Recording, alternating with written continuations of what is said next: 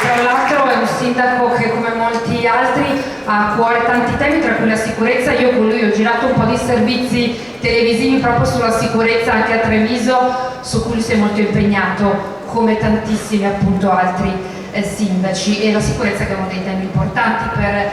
il nostro paese e anche per noi veneti. E quindi adesso passiamo al secondo ospite di cui ci interessa moltissimo sapere che cosa ci racconterà stasera. È veramente un privilegio e un gran piacere averlo qui. Allora faccio salire sul palco, invito qui con me il vice premier e ministro delle infrastrutture e dei trasporti, nonché segretario federale della Lega, Matteo Salvini.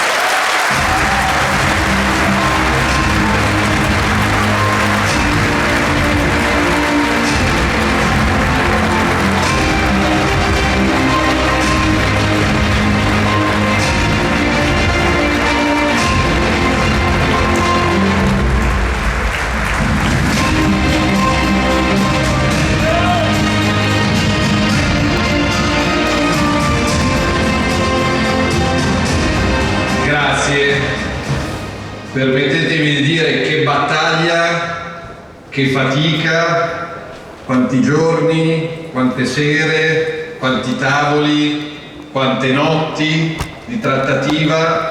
però essere qua con un candidato della Lega che vincerà in Veneto è una delle più grandi gioie che da segretario della Lega potessi chiedere. Bene. Qualche riflessione, perché poi stasera ovviamente sono due veneti che hanno l'onore e l'onere di accompagnare, di passarsi il testimone e a 155 giorni dalle Olimpiadi, mai immagine potrebbe essere più giusta, Olimpiadi che tornano in Veneto dopo 70 anni, non grazie ai chiacchieroni, ma grazie a Zaia, grazie alla Lega, grazie al governo che ha fortemente voluto le Olimpiadi. E provate a pensare allo sforzo di portare avanti e aggiudicarsi un grande evento quando la Lega era al governo con i 5 Stelle. Quindi diciamo è stato uno sforzo da raccontare in qualche libro, però siamo qua e fra 155 giorni il mondo guarderà il Veneto, il mondo guarderà Cortina, il mondo guarderà Verona con la cerimonia di chiusura e poi la cerimonia di apertura delle Paralimpiadi. Venendo qua mi sono segnato alcune date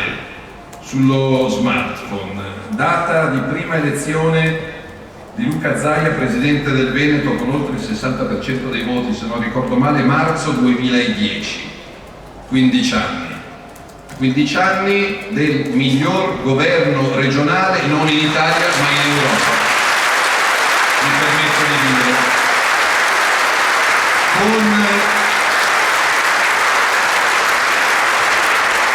con tutto l'affetto, la stima ed il rispetto per Attilio Fontano, Massimiliano Federica, però un quindicennio che lascia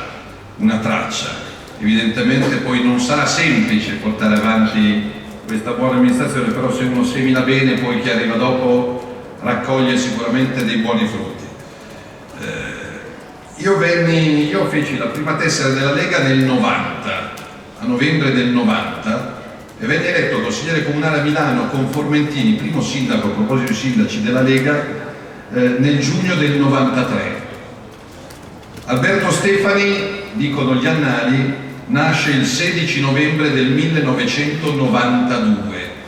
e quindi questo mi fa dire che a sinistra dei giovani parlano e i giovani li usano per fare casino in piazza, noi giovani li valorizziamo e li portiamo a essere i governatori di uno dei motori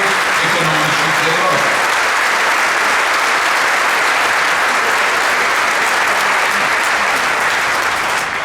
I governatori più giovani d'Italia, ovviamente sono Scaramanti, Carmioferro, sarà un testa a testa, però insomma c'è buona possibilità che così sia. Sempre a proposito di date, ovviamente per qualcuno qua dentro è una data per cui non si era al mondo, e Alberto aveva neanche 4 anni.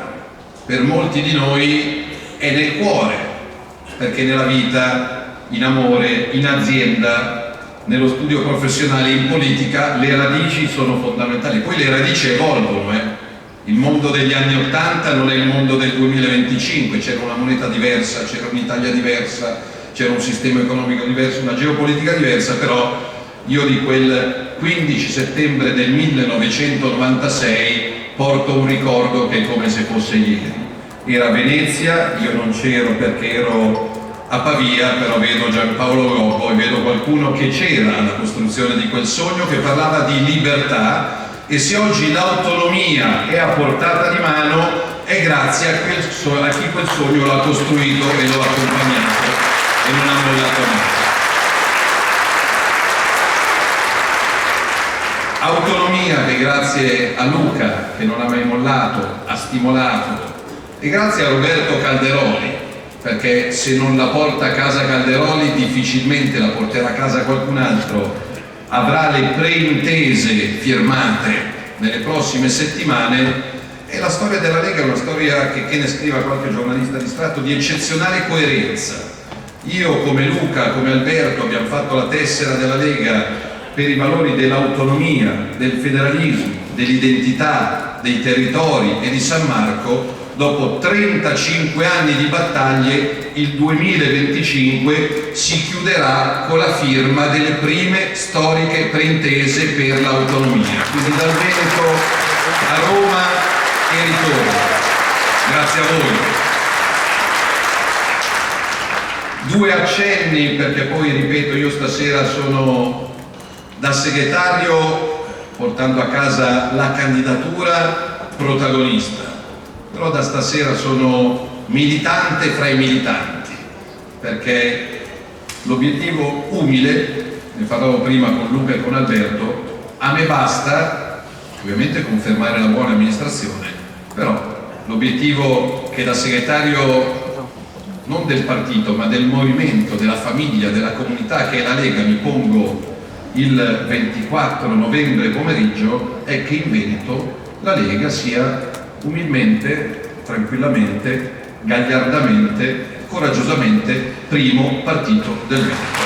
Quindi lascio in mano ai militanti, ai segretari di sezione, ai candidati, agli amministratori locali. Ci accontentiamo di questo. 2 riflessioni su quello che stiamo facendo a Roma. Sono le ore della legge di bilancio e anche qua, grazie a voi che non avete mollato mai, stiamo riuscendo a portare a casa qualcosa su cui ci stiamo impegnando da tempo. In primis, in questa legge di bilancio, venerdì, quindi dopodomani, alle 11, in Consiglio dei Ministri, approveremo finalmente, e so che purtroppo per fortuna riguarda in maniera positiva molti di voi che siete anche stasera al Palageox, la rottamazione giusta, sensata e definitiva di tutte le cartelle dell'Agenzia delle Entrate che stanno tenendo in ostaggio 15 milioni di italiani, lavoratori, lavoratrici, imprenditori, artigiani, professionisti e dipendenti che da anni non riescono a uscire dal vortice che con il fisco hanno costruito intorno a loro, l'aumento delle pensioni minime, e magari fa meno notizia sui giornali, però è un atto di giustizia sociale, la revisione, qua Mario parlava dei sindaci, dei criteri ISEE che ti danno diritto ad avere tanti contributi, togliendo la prima casa fino a 100.000 euro di valore catastale per il calcolo dell'ISEE, per evitare che i contributi del comune, che i contributi della provincia, che i contributi della regione, che i contributi dello Stato finiscano sempre alle stesse persone, perché non c'è bisogno di immaginare a chi ci stiamo riferendo. E quindi, siccome la prima casa è frutto di sacrificio, di vacanze non fatte, di sudore, di fatica, togliere la prima casa dal calcolo dell'ISEE penso che renda la giustizia a molti veneti e molti italiani che in quello hanno investito. E ultima riflessione, non vi annoio con i numeri delle infrastrutture, 18 miliardi di cantieri aperti che abbiamo in Veneto, in tutte le province, il tema della sicurezza, di cui parlava chi mi ha preceduto. Stiamo preparando come Lega, e ringrazio il sottosegretario Molteni, e ringrazio i deputati e i senatori veneti che stanno dando e daranno una mano, un nuovo decreto immigrazione, perché accogliere e aprire le porte delle fabbriche, dei campi, delle scuole, delle case, degli ospedali è fondamentale. La storia dei Veneti è storia anche di immigrazione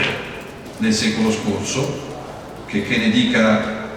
qualche fenomeno televisivo che va in diretta su Rai 1 dicendo che i veneti sono tutti ubriaconi e dovrebbe solo vergognarsi di aver pensato, non di aver detto una roba del genere.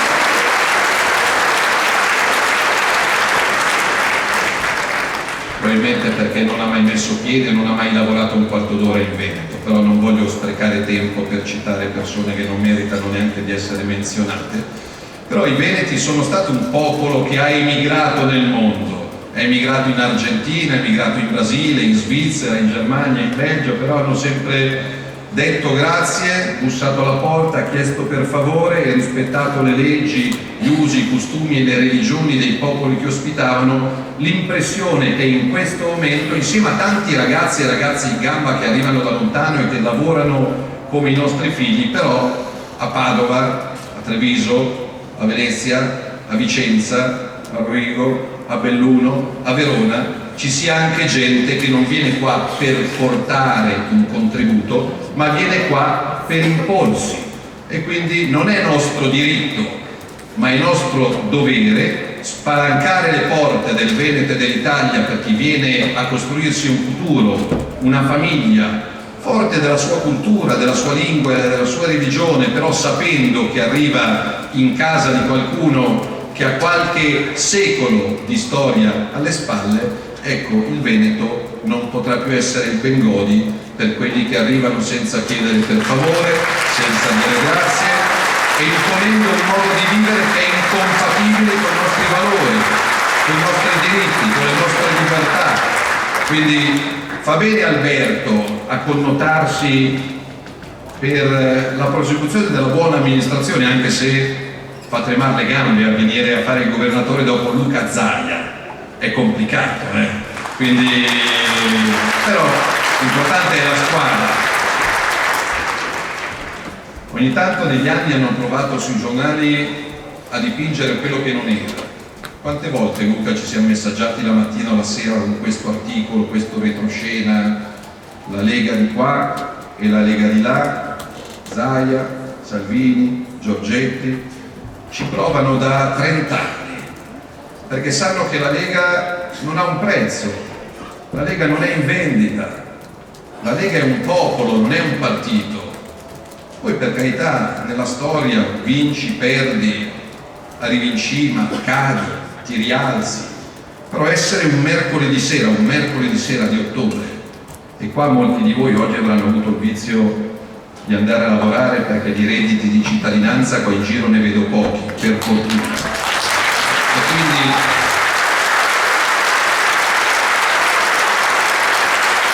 mi dice che abbiamo e avete lavorato bene, perché se c'è gente fuori, e vedervi da qua è impressionante, se c'è gente che non riesce a entrare per motivi di sicurezza, se c'è gente ai lati in piedi, e qua non siamo 4 amici al bar, questo è un palazzetto da 2500 persone un mercoledì sera, vuol dire che la Lega ha seminato buona amministrazione, buon governo, ideali, valori, però anche amicizia, serenità. Quindi è mia gioia dire grazie a Luca Zaia e alla sua squadra per quello che hanno fatto per il Veneto e per la Lega in questi 15 anni. Siete stati eccezionali, siete stati un orgoglio.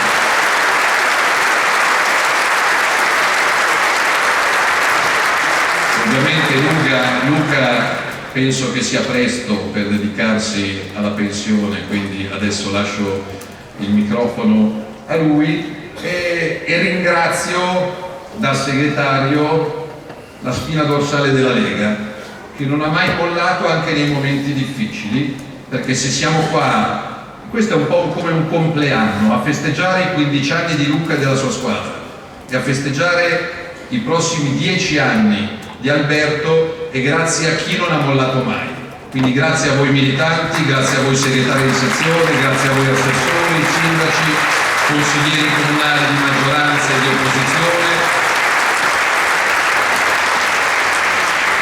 Grazie a chi non si è mai arreso, perché a volte magari ti viene voglia